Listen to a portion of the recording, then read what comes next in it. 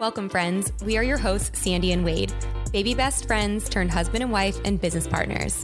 This podcast is for the dreamers, the movers and shakers, and those who seek to attract their dream life. Strap in. Getting magnetic in 3, 2, 1. Like attracts like. If you see it in your mind, you can hold it in your hand. You just decide what it's going to be, who you're going to be, how you're going to do it. And then from that point, the universe is going to get out your way. This moment in time, this is your time to rise. Good morning, good afternoon, good evening, wherever you're tuning in from. Today, we're going to talk about love. We're going to talk about relationships, about marriage, about how to invest in it and grow your relationships, grow your marriage, and really help it flourish. And from experiences we've had in life and how we continually work to improve on it. Are we professionals? By no means, but it's a constant work in progress. And this is a great episode for anyone who's in a relationship or who's married or who wants to be, even if you're single. I think this is huge. Yeah. And a lot of people ask us, we get a lot of requests for episodes on love, on relationships, on marriage, on tips to have a healthy, thriving marriage or relationship. So we dove in a little bit to that today. So excited. Let's get into it. Hello, hello. We get asked a lot to talk about relationships, to talk about our relationship, to talk about things we do to invest in our relationship, any tips, any things that we've done to help us overcome the hard times. And so we kind of wanted to dive into some of that today. Yes, I'm excited. I think this will just be an open conversation. We didn't write down bullet points or have like a list of things that we do. I think Sandy and I are just going to talk, relationship stuff, marriage stuff, everything in between. Let's keep it real, baby. I think where it all began, talking about investing. How do you invest in your relationship, in your marriage? How do you invest into that? So like the debits and credits, right? Or deposits versus withdrawals. How do you put deposits into your relationship? I think it all started for us from advice from my grandma. Mm-hmm. And she's so sweet. Shout out Bobby Jenkins.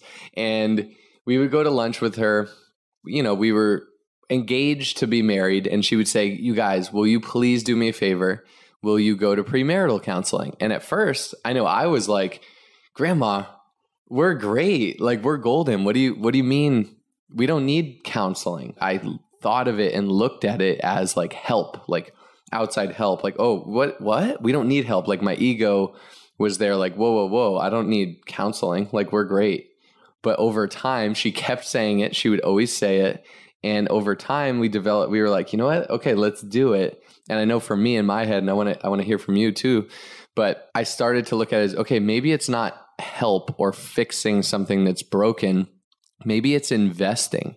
Maybe it's investing in the foundation of our marriage. We're engaged. We're not married yet. Maybe it's investing in that, in the premarital counseling, so our bond, our foundation can be even stronger. And so going into it with that mindset made all the difference. I love Bobby.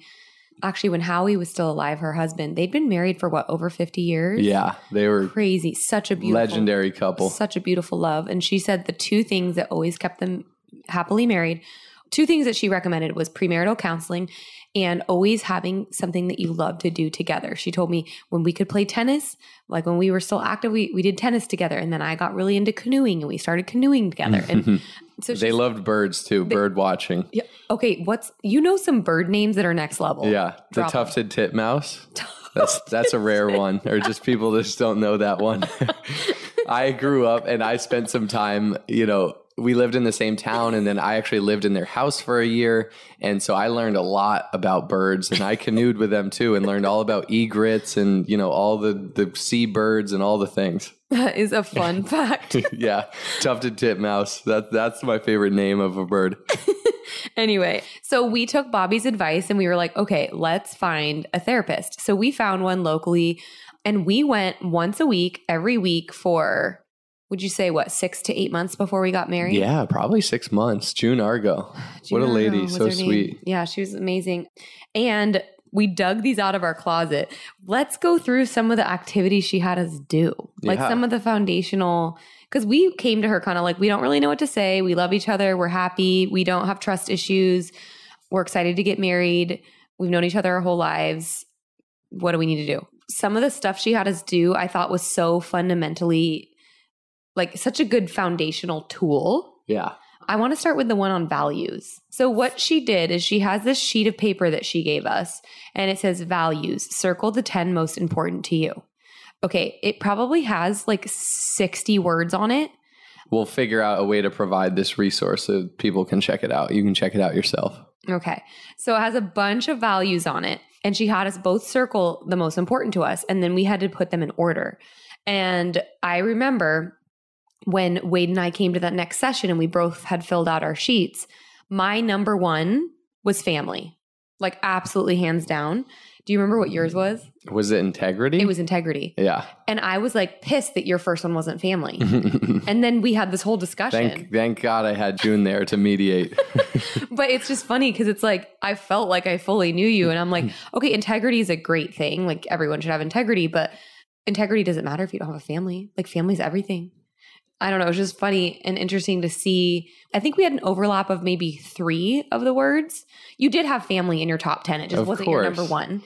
You know, to flip it, integrity to me meant like if I'm living in integrity in all facets of my life, like I'm in integrity with my family. I'm loving my family. I'm building my family. I'm supporting and just, I don't put anything over family, but I looked at it almost as like if I'm in integrity with me and who I am and what I want to be, then I'm going to be an amazing husband, an amazing father. You know, I'm going to have health and freedom and adventure and ambition and be loving and be happy and like all the other things. If I'm in integrity, that's kind of how I looked at it. I don't know if I would pick integrity as number one if I redid this today. I know. It's crazy how we change, right? We did both have health as like our top 3. I remember that.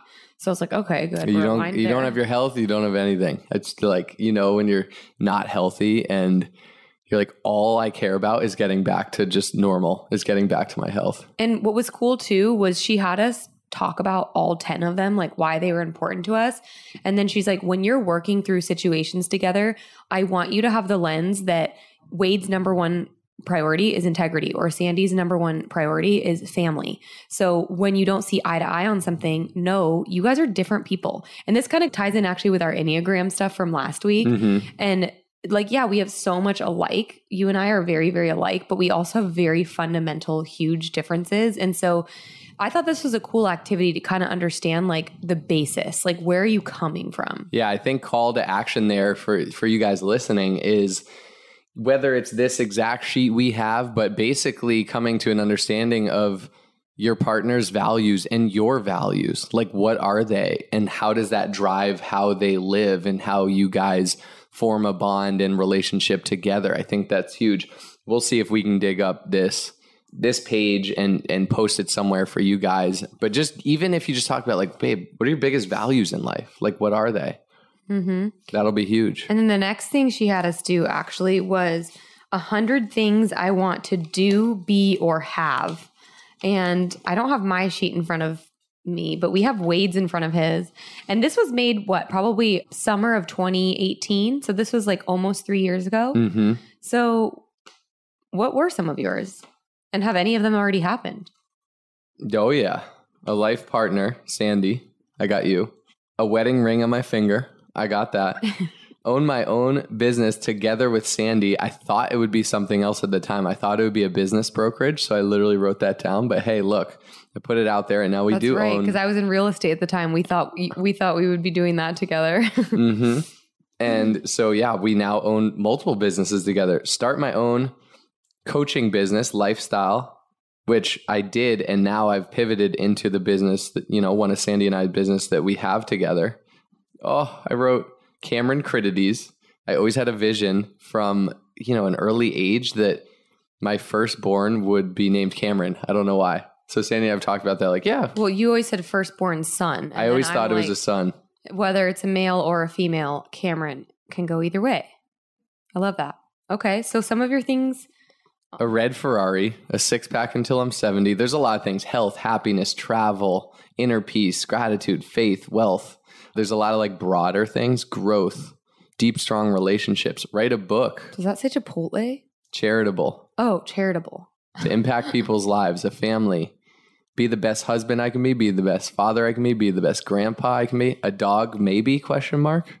I think the key in that is like, what are your dreams? What is your vision for your life? What do you want to do, be, or have? What's on your bucket list? And instead of making them just dreams, make them things that you put out there and move towards, and get to know your dreams, but your partner's dreams too. What if you both wrote down a list of 20 things, or we had a list of 100 things you want to do, be, or have in this lifetime, and compared them so you understood what each other's dreams and visions were. And I think that has been a huge thing for us, is in building a life and a relationship and a marriage together, is having a vision for our life and finding the commonality in that vision. Like, where do we want to go together? And what is the vision for our life together? And that has been more and more aligned for us as we've, not all husbands and wives work together. Not everyone wants to. But instead of having like, oh, you're off on your career doing this, you're off on your career doing this, we'll have kids and like, we'll just keep marching that way. Like, where do your visions align and come together? And so you can actively start moving towards that. Do you want to live in Europe? Do you want to travel to Australia every summer as a family? Do you want 5 kids? Do you want 2 kids? Like, what are your visions for your life? Do you want to start a nonprofit? Like, the more you can be clear with your dreams and visions with your partner, and vice versa, and find that common ground and come together, and like, you will be so much more powerful together than you will each one of you. I love this quote that's on the sheet she gave us. The greatest temptation in life is to settle for less than what you really want. Wow. That's crazy. That is the greatest temptation. It's easy to settle. It's easy to be like, I'm comfortable, right? But it's going past that. And I'm looking at your number 33 on here, to impact people's lives. My eyes just got watery when I read that, because I'm like, you're doing it. We're doing it. You're doing it. We didn't know how we would do it, but we're figuring it out. Didn't know how. Didn't know how when I wrote that. A whole nother story. This third sheet she gave us, this was a really interesting activity, and honestly kind of hard. She had us sit facing each other, knee to knee. Our knees were touching. And you had to make eye contact for 2 minutes straight. You couldn't break eye contact, and you couldn't look left or right or up or down or at your fingers or anything. Like, you are looking into your partner's soul, into their eyes. And she had us go through these questions. How can I make our relationship a 10? Why don't you pick some of the questions that are on the sheet? Number 1 is, what is the best part of our relationship? So it's like affirming that. I like number 3. What does quality time together mean to you? What would we be doing? So like coming to, having both people answer that and understanding, whoa, quality time is way different. One person could be like, I want to go on a hike and paddleboard and do all these active things. And the other person could be like, I just want to snuggle on the couch. And so then it's finding that like common ground, or making sure you both get your version of quality time together. Yeah. It was interesting too, because some of these, I remember there being one, or there was a few that I was like, ooh, I don't know how to answer this. And when you don't know how to answer something, you want to look away. But it was like maintaining eye contact. What are ways I can understand what you're going through when you're hurting? How are you wanting us to make decisions together? What makes you fearful of me? What would you change about me if you could? What would you want to change about yourself if you could? Yeah, this was a very interesting activity. And I remember there being one, I don't see it now. There's a lot of questions on here. Something about like, when was a time that I hurt you and you never told me, or something like that. Or when I betrayed your trust. And it was like, going into some of those things, I'm like, I don't want to talk about this. Yeah. But it makes you take ownership too, and just understand each other deeply. So she challenged us like every day, look in each other's eyes and don't break eye contact. Like, really just stare into each other's eyeballs and have those conversations, even if it's like, how are you today? Yeah. Right? What would it be a 10 evening out together if we had a date night? Like, these are such great questions. What could I do to make our relationship a 10 to you? Diving into this with your partner we found it just strengthens the bond so much and the understanding of each other. And instead of just, we enjoy each other, we like each other, and we're just going day to day, we're living day to day. It's like stepping back and really investing in the relationship and understanding and aligning. It really comes down to alignment and that feeling of alignment. Yeah, that was fun. So I think we're good on all those sheets of paper, but yeah, I thought that was so interesting, and it made me better understand why Grandma Bobby was like, you need to do these things, because I feel like I thought I knew you before, and I did know you, but this was just like a deeper depth to you, and probably you saw a deeper depth to me. Mm-hmm. And yeah, so that was really cool. And then I wanted to talk too about like what you were mentioning about where do your goals overlap, because I think we see so many divorces today, and a lot of it I think is because people may be growing, but they're not growing together. I see a lot of people that I really respect, successful people, that end in divorce. And I often see a pattern of one person is growing a lot, has big goals, has a lot of ambition, has this unstoppable spirit, is making a big impact, is helping a lot of people. And the other one is almost like in the shadow a little bit, like not doing as much. And so I'm so grateful that, and it's work, but we are aligned on things because we really are growing together. Mm-hmm. And so for anyone listening, like, and I know we're kind of focused on like marriage right now. Maybe you're not married. Maybe you're totally single. This is still just great things to think about, right? Like as you think about your future, if you want to attract that partner, like I think getting aligned and being focused on growing together is so key to success in your relationship.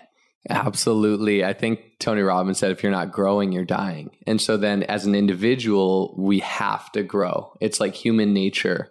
If we aren't growing and moving and changing, then we're stagnant, and honestly, we're dying. It's the same thing within a relationship. If it's not growing, if you aren't growing together, if you aren't aligning, on your goals, your dreams, your visions for your life and moving towards it, well, shoot, I mean, the relationship, if it's just stagnant, it's honestly dying. And so, like Sandy said, I think it's so important to grow together. Let me ask you, how do we grow together?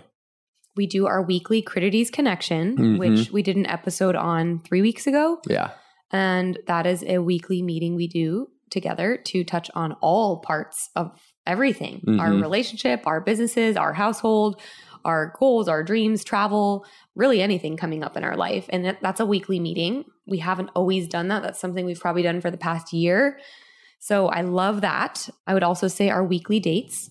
Every Tuesday morning we go on a date, and that's pretty much a non-negotiable, except if we're traveling or something, but then we'll make up for it.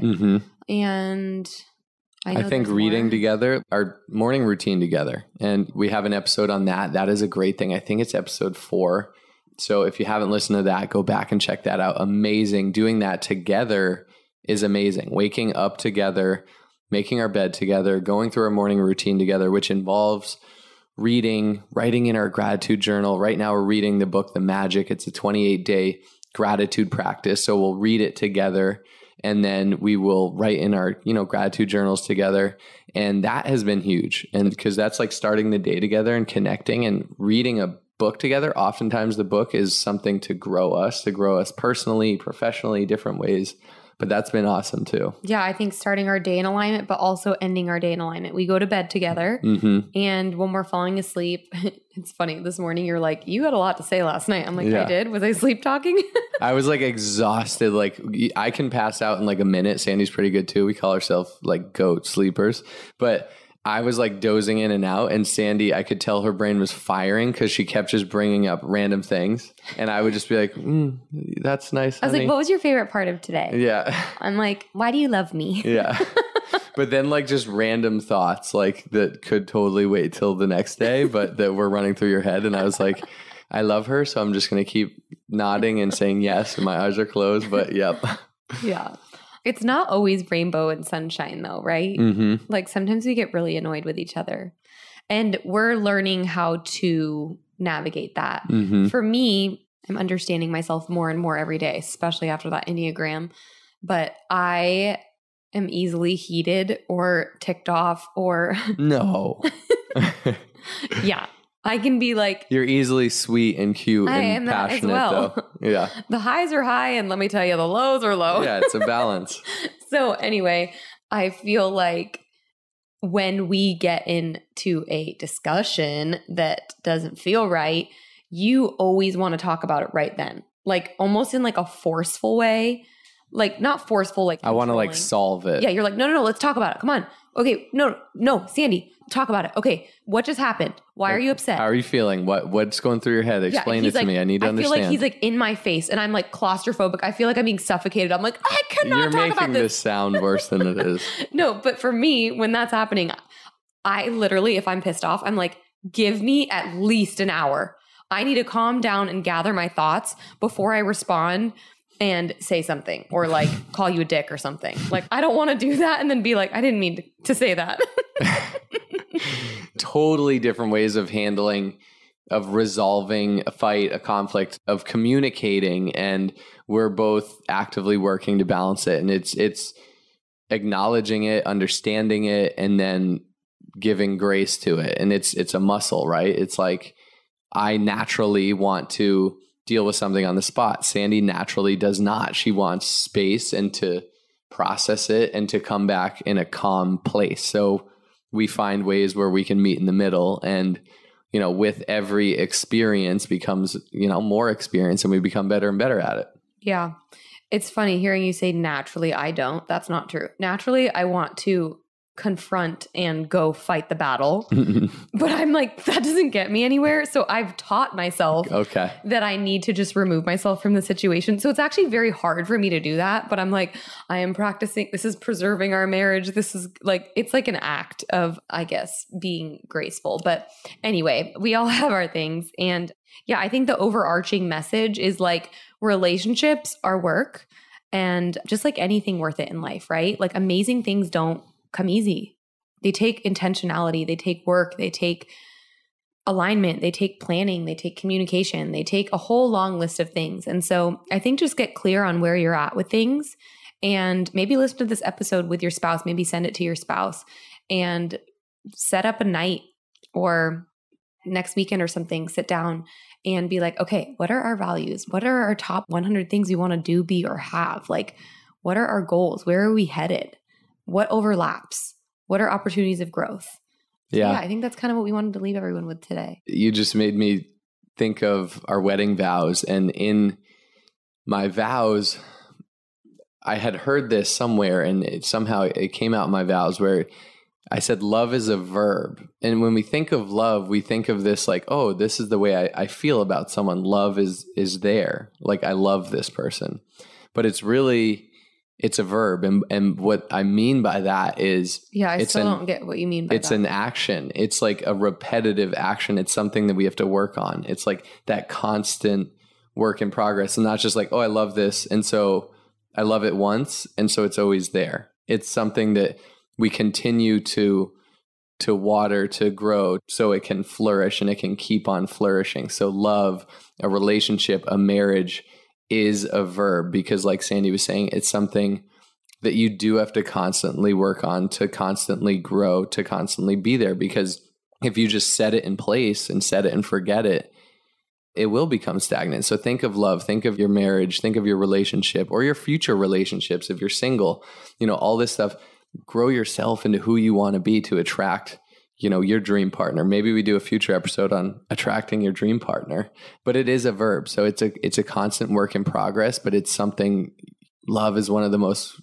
if not the most fundamental needs of human nature. Right. And so it's something that we look to grow. And so with that said, to wrap it up, and if you aren't married yet, premarital counseling is amazing. If you are married, what if you were like, let's go to marital counseling? And what if you flip the script, not like, oh, we have problems, like, let's do it. What if it was like, how can we be even better? How can we grow even stronger? And in doing exercises like these, I think it's all about mindset going into it. And then we'll see if we can pull some resources that we talk through, but talking through core values, talking through what would make our marriage, our relationship a 10, talking through these things. I think are huge. And then growing together, like growing, having a common vision and dreams and growth together is a big part of it. So I want to ask you something. If you got value out of this episode, or if you've gotten value out of any Getting Magnetic episode, please, please, please share it with a friend. Give us a 5-star rating, write a review, subscribe. That is how we grow this podcast. This is all about how many people can we reach? How many people can we help? And the podcast continues to grow and thrive when we have shares and subscribes and ratings and reviews. So pay it forward. We're asking for some good karma today. Can you please write us a review? Can you please share it? And I just want to say thank you, thank you, thank you. You are a magnet for love and everything amazing in this world. Bye. Only those that can see the invisible can do the impossible. So remember, you are magnetic.